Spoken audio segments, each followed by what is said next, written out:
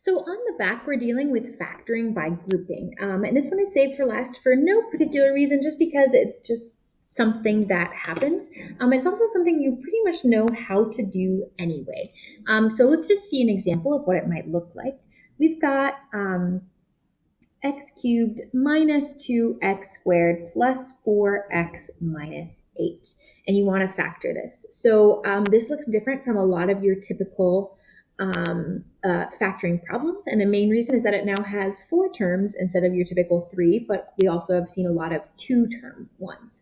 So this has 4 terms, which is a little bit different. And the thought that should be going through your head is, can I factor by grouping? And factor by grouping is when you split up the front half and the second half of a polynomial and see if you can take out a greatest common factor in each of those pieces. So you have a greatest common factor between these 2 terms. Your greatest common factor is x squared. So if you take that out, you're left with x minus 2. Then, if you take out the greatest common factor between these 2 terms, which is 4,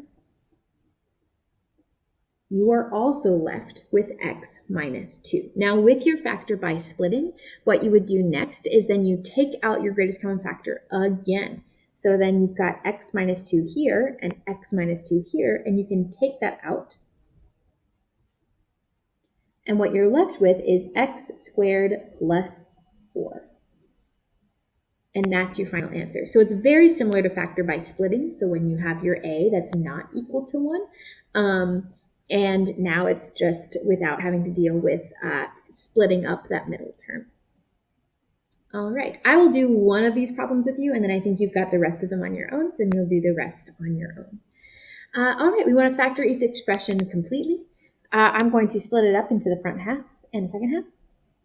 The greatest common factor with these 2 guys is again going to be x squared, as we saw above. What's left is x plus 3. I then go to the second term, I see this plus 4 right here, and it goes into this guy. Greatest common factor is plus 4, and I'm left with x plus 3. We've got x squared plus 4, and then x plus 3 as our final answer. For B, we find that we have a greatest common factor of x squared for this first guy, and then 3 for the second guy. Taking out 2x minus 3, we're left with x squared plus 3, and that is our final answer.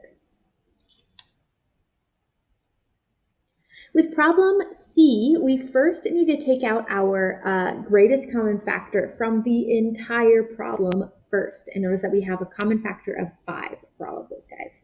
So I'm going to do 5, and what's left is 2w cubed minus 3w squared minus 6w plus 9. Then from there, I still have to keep the 5 in the front, but now I can take this first and then second piece and take out greatest common factors from those guys. And we're left with w squared, which taken out would then be 2w minus 3, minus 3, and I'm left with 2w. Realize that if I take this positive 9 and divide out negative 3, that then what is left is a negative 3.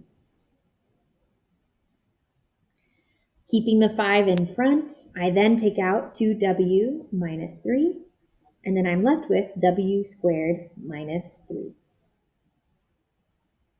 If you did not take out your greatest common factor first, that is totally fine. Just remember to take out your greatest common factor at the end and split it out to the front, or else it is not fully factored and you would lose points. All right, last problem. First off, I'm going to look for a greatest common factor that I can pull out, but I don't see a greatest common factor here yet. So I'm going to then look at these guys. Here I see I've got a 4r to the 4th would be my greatest common factor, which would leave me with r squared minus 4.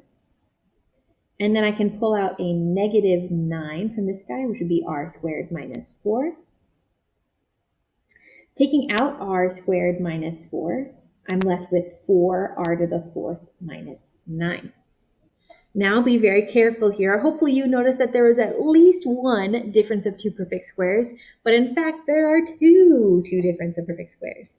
And here we have r squared minus 4, so that can be split up into a difference of two perfect squares, r plus 2 times r minus 2. For r to the 4th minus 9 would be 2r squared at the front, and then a 3 at the end, and 1 is plus and 1 is minus. Now I double check that there aren't any more difference of two perfect squares represented somewhere in here, and it looks like I am good, so I'm going to go ahead and box it. And we're done. We are going to, in class, review all the different types of factoring that we've seen. And list them out. And then we're going to spend a class time just practicing all the different ways of factoring, with this as kind of a nice basis of all of the different ways that we've learned to factor. You guys are doing great.